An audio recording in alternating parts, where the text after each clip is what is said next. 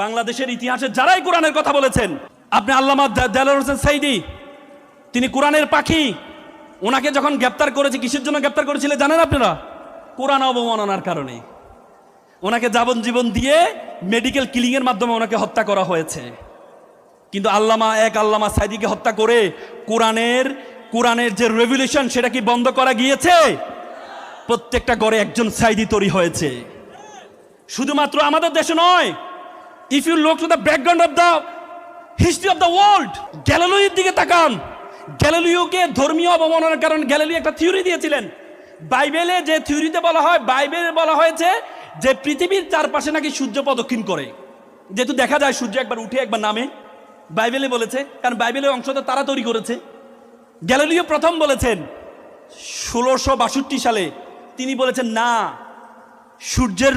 সূর্যের চারদিকে পৃথিবী প্রদক্ষিণ করে।